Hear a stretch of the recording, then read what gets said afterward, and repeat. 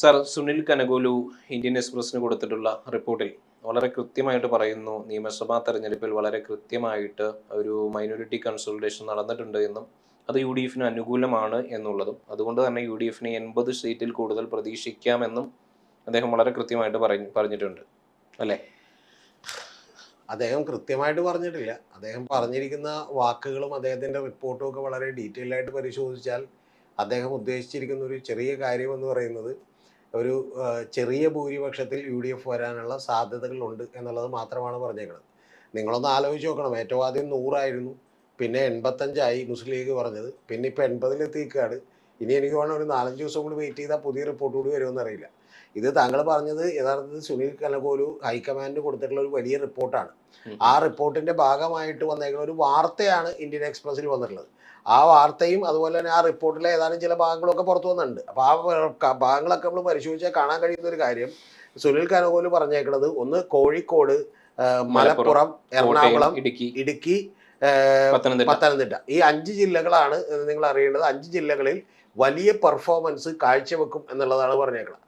അപ്പോൾ അത് അങ്ങനെ 5 ജില്ലകളിൽ പെർഫോമൻസ് കാഴ്ചവെക്കും എന്നുള്ള കാര്യത്തിൽ ആർക്കും ഒരു സംശയമില്ല. ഇപ്പോൾ ഉദാഹരണത്തിന് മലപ്പുറത്ത് ഇവർ പെർഫോമൻസ് കാഴ്ചവെക്കും, അതുപോലെ തന്നെ മലപ്പുറത്തും എറണാകുളത്തും പെർഫോമൻസ് കാഴ്ചവെക്കും, അതുപോലെ ഇടുക്കിയിൽ പെർഫോമൻസ് ചിലപ്പോൾ കൂടിയേക്കാം.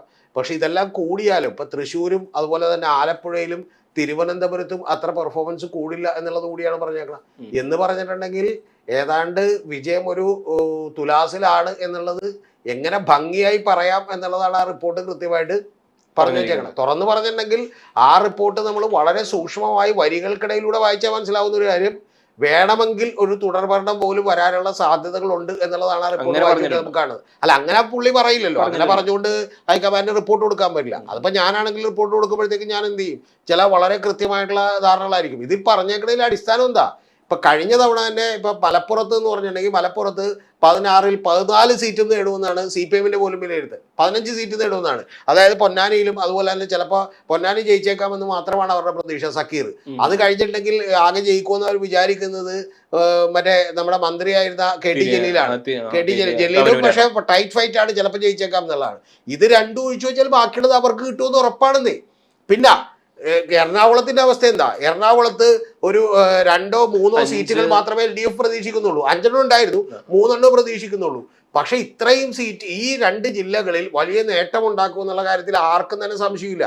പിന്നെ പത്തനംതിട്ടയിൽ 5-ൽ 5 മറ്റേ കഴിഞ്ഞ LDF-നായിരുന്നു. അതിൽ നിന്ന് ഈ പറയുന്ന 2-3 കിട്ടും, അല്ലെങ്കിൽ ഇടുക്കിയിലും എന്താണ് നേട്ടം ഉണ്ടാക്കും എന്ന് പറയുന്നു. പക്ഷെ നേട്ടം ഉണ്ടാക്കുന്ന എമ്മണിയുടെ മണ്ഡലത്തിലൊന്നും നേട്ടം ഉണ്ടാക്കുമെന്ന് നമ്മൾ വിചാരിക്കുന്നില്ല. പക്ഷെ ചില മണ്ഡലങ്ങളിൽ ഇപ്പൊ മറ്റേ പാഴൂർ സോമൻ മത്സരിച്ച അദ്ദേഹം മരിച്ചുപോയിട്ടുള്ള അദ്ദേഹം മത്സരിച്ച മണ്ഡലത്തിലൊക്കെ ഇവർ ജയിച്ചേക്കും. പക്ഷെ ഇതൊക്കെ ജയിച്ചാൽ പോലും നിങ്ങൾ അറിയേണ്ടത് ഈ 98 സീറ്റിൽ നിന്ന് എന്ത് ചെയ്യണം, കുറക്കാം എന്നുള്ളത് മാത്രമേ ഉള്ളൂ. അതേസമയം മറ്റ് പല മേഖലകളിലും മറ്റു പല ജില്ലകളിലും, അതായത് തിരുവനന്തപുരത്ത് LDF-ന് വലിയ നേട്ടമുണ്ടാകും, കൊല്ലത്ത് വലിയ നേട്ടമുണ്ടാകും, ആലപ്പുഴയിൽ നേട്ടമുണ്ടാകും, തൃശ്ശൂർ നേട്ടമുണ്ടാകും എന്ന് പറഞ്ഞാൽ യഥാർത്ഥത്തിൽ ആ പറഞ്ഞേക്കണതിൻ്റെ അർത്ഥം ഒരു പൊളിറ്റിക്കൽ സ്ട്രാറ്റജിസ്റ്റ് എന്നുള്ളതൊക്കെ എനിക്കത് വായിച്ചു നോക്കുമ്പോൾ തന്നെ മനസ്സിലാവും. ആ റിപ്പോർട്ടിൽ പറഞ്ഞിട്ടുള്ള ഏറ്റവും പ്രധാനപ്പെട്ട കാര്യം എന്ന് പറയുന്നത്, ഇപ്പം എന്നെ പോലെ ആരും എഴുതി വെക്കില്ല. ഞാൻ കുറെ കൂടി കൃത്യമായ റിപ്പോർട്ട് എന്ത് ചെയ്യും, കൊടുക്കും. ഞാൻ തുറന്നു പറഞ്ഞിട്ടുണ്ടെങ്കിൽ ഞാനിപ്പോൾ പണിയെടുത്ത ഒരു സ്ഥലത്ത് ഇപ്പം ഞാൻ പറഞ്ഞ ഒരു കോർപ്പറേഷനിൽ ഞാൻ പണിയെടുത്തപ്പോൾ ഞാൻ കൃത്യമായിട്ട് പറഞ്ഞിരുന്നു 26-നും 31-നും സീറ്റ് എന്ത് ചെയ്യുള്ളൂ, നിങ്ങൾക്ക് കിട്ടുള്ളൂ എന്നുള്ളത് പറഞ്ഞിട്ടാണ് ഞാൻ പോകുന്നത്. അപ്പോൾ എന്നോട് അവരെല്ലാവരും തന്നെ പറഞ്ഞു, ഇല്ലില്ല ഞങ്ങൾ ഇത്തവണ 40-ലധികം സീറ്റ് തരും. ഞാൻ പറഞ്ഞു കിട്ടൂല നിങ്ങൾക്ക് എന്ന് പറഞ്ഞിട്ട് ഞാൻ പോകുന്നത്. അത് തെരഞ്ഞെടുപ്പ് കഴിഞ്ഞപ്പോൾ തെരഞ്ഞെടുപ്പിന് വർക്ക് നടത്തണമെങ്കിൽ അന്ന് രാത്രിയാണ് പറഞ്ഞത്. എനിക്കത് പേടിക്കാനില്ല. അതെന്തോ ആയിക്കോട്ടെ, ഞാൻ പറഞ്ഞു 26 സീറ്റ്, ഈ കറക്റ്റ് 26 സീറ്റാണ് കിട്ടിയത്. ഇനി അടുത്തൊരു കാര്യം ഞാൻ താങ്കളോട് പറയാം, 5 സീറ്റ് നഷ്ടപ്പെട്ട എങ്ങനെയെന്നറിയോ?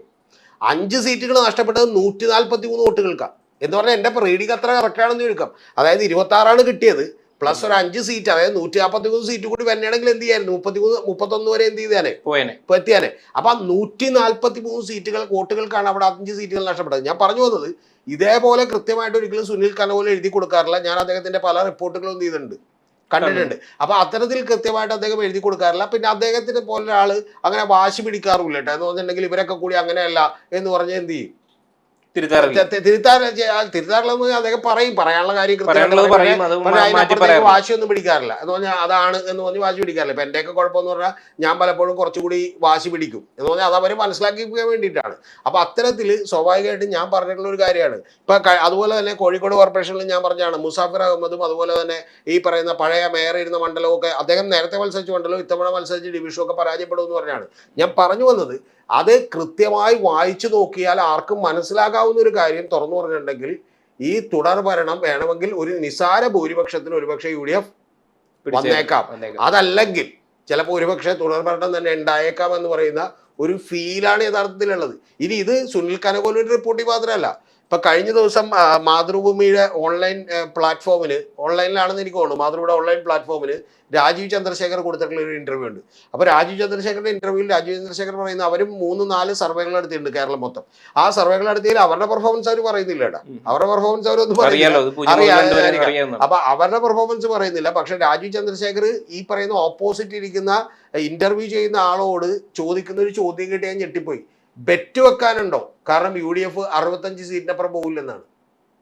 ഓക്കെ, ഇനി 65 സീറ്റ് എന്ന് പറഞ്ഞിട്ട് പുള്ളി പറയുന്ന അടുത്ത വാചകം എന്ന് പറഞ്ഞാൽ അതിൽ വലിയൊരു ശതമാനം സീറ്റുകൾ ആർക്കായിരിക്കും? മുസ്ലിം ലീഗിനായിരിക്കും എന്നാണ്. എന്ന് പറഞ്ഞാൽ പുള്ളി അടക്കം സമ്മതിക്കുന്നുണ്ട് 20-25 സീറ്റുകൾ വരെ, 22 സീറ്റുകൾ വരെ എന്തായാലും മുസ്ലിം ലീഗിന് കിട്ടുമെന്ന് പറയുന്നുണ്ട്. എന്ന് പറഞ്ഞാൽ കൃത്യമായിട്ട് പറഞ്ഞാൽ താങ്കൾ അറിയേണ്ടത് അത്തരത്തിലുള്ള ഒരു കാര്യം അദ്ദേഹം തന്നെ തുറന്നു പറയുന്നുണ്ട്. അപ്പൊ തുറന്നു പറഞ്ഞതിന് ശേഷം പറയുന്നത് ഇനി 65 സീറ്റുകൾ എന്ന് പറഞ്ഞാൽ ബാക്കിയുള്ള മുഴുവൻ സീറ്റുകളും UDF-നാണെന്ന് പറഞ്ഞാലും കോൺഗ്രസിനാണെന്ന് പറഞ്ഞാലും കോൺഗ്രസിന് എത്ര കിട്ടും?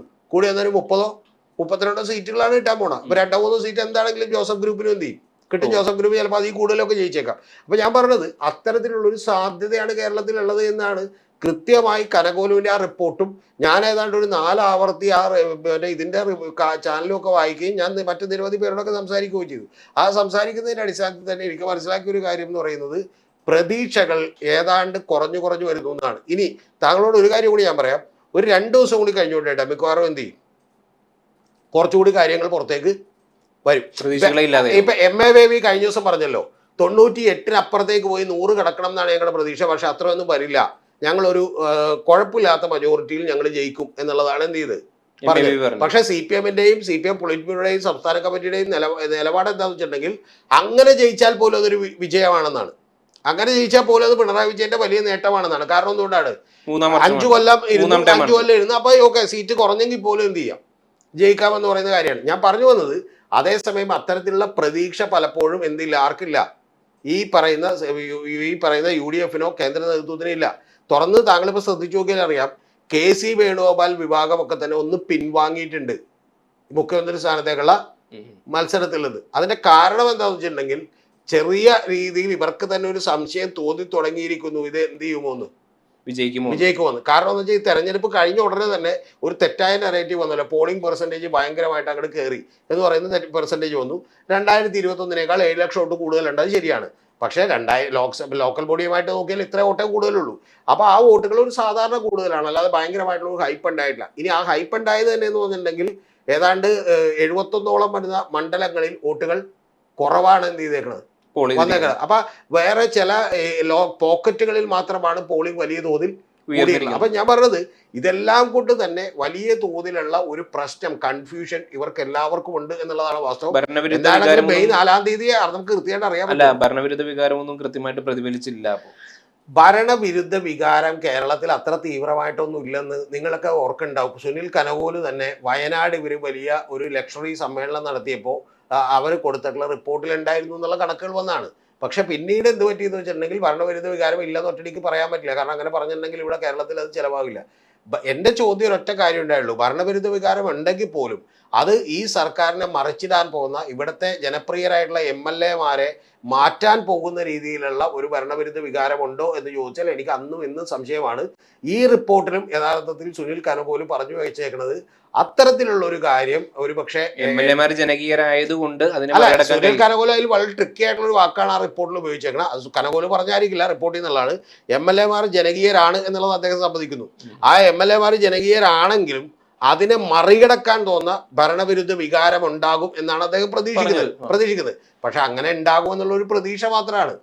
മനസ്സിലായി, ആ ഒരു പ്രതീക്ഷ മാത്രമാണ്. അല്ലാതെ അങ്ങനെ ഉണ്ടാകും എന്ന് നമുക്ക് പലപ്പോഴും എന്ത് ചെയ്യാൻ പറ്റില്ല, വിചാരിക്കാൻ. ഒരുപക്ഷെ UDF അത് അതിനെയൊക്കെ മറികടന്നിട്ടുണ്ടെന്നുണ്ടെങ്കിൽ ഉണ്ടായിരുന്നു എന്നുള്ള മറികടന്ന എന്തായാലും 4 തീയതി അറിയാമല്ലോ. അപ്പൊ അതിനു മുമ്പ് എന്താണെങ്കിലും ഈ അഭ്യാസത്തിനൊന്നും പോകേണ്ട ആവശ്യമില്ല. 4 തീയതി വെയിറ്റ് ചെയ്യൂ എന്നുള്ളത് മാത്രമേ നമുക്ക് പറയാനുള്ളൂ.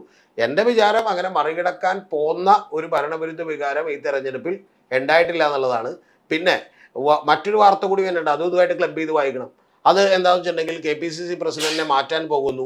ഏറ്റവും ഒടുവിൽ തെരഞ്ഞെടുപ്പിന്റെ കണക്കുകൾ, മറ്റേ വയനാട് ഫണ്ടിന്റെ കണക്കുകളൊക്കെ പുറത്തുവിട്ടത് വലിയ അപഖ്യാതി ഉണ്ടാക്കി, വലിയ മോശമുണ്ടാക്കി എന്നൊക്കെ കോൺഗ്രസ് KPCC പ്രസിഡന്റ്. അല്ല, അതെന്ത് ആയിക്കോട്ടെ, നമ്മൾ മിക്കവാറും ബെന്നി ബെഹനാനായിരിക്കും, അതവിടെ നിൽക്കട്ടെ. കാരണം സാമുദായിക ഇക്വേഷൻസ് ഒക്കെ നോക്കിയാണ് കഴിഞ്ഞ തവണ അദ്ദേഹത്തെ മാറ്റി നിർത്തിയത്. ഇത്തവണ അദ്ദേഹത്തെ ആക്കിയാൽ അത്രയും നല്ലതെന്ന് വിചാരിക്കുന്ന ഒരാളാണ് ഞാൻ. കാരണം വലിയ സംഘാടകനാണ്. ഇത്തവണ അദ്ദേഹത്തിന് ആകാനുള്ള ഒരു സാധ്യത കൂടിയുണ്ട്. അതെന്താണെന്ന് വെച്ചിട്ടുണ്ടെങ്കിൽ അദ്ദേഹത്തിന്റെ കയ്യിൽ ഒരു 5-10 MLA-മാരൊക്കെ അദ്ദേഹത്തെ സപ്പോർട്ട് ചെയ്യുന്ന, അതായത് A ഗ്രൂപ്പിന്റെ ആളുകളായിട്ട് എന്ത് ചെയ്യും, ഉണ്ടാവും. അപ്പൊ അങ്ങനെ ഉണ്ടെങ്കിൽ സാമുദായിക പരിഗണനയൊക്കെ മാറ്റിവെച്ചുകൊണ്ടാണെങ്കിൽ മാത്രമേ ബെന്നി ബെഹനാൻ എന്ത് ചെയ്യാൻ പറ്റൂ, ആ സീറ്റിലേക്ക് എത്താൻ പറ്റൂ. പക്ഷെ അത് മറ്റൊരുപാട് ഇക്വേഷനെ അനുബന്ധിച്ചിരിക്കും. ആരാണ് മുഖ്യമന്ത്രി, ആരാണ് ഈ പറയുന്നത് മറ്റ് സ്ഥാനങ്ങളൊക്കെ വഹിക്കുന്നത് എന്നുള്ളതിനെ ആശ്രയിച്ചിട്ടായിരിക്കും അത്തരത്തിലുള്ള തീരുമാനത്തിലേക്ക് എത്തുക. പക്ഷേ ബെന്നി ബെഹനാൻ ആണെങ്കിൽ കോൺഗ്രസിന് അത് കുറച്ചുകൂടി ഗുണം ചെയ്യും എന്ന് മാത്രമേ എനിക്ക് പറയാനുള്ളൂ.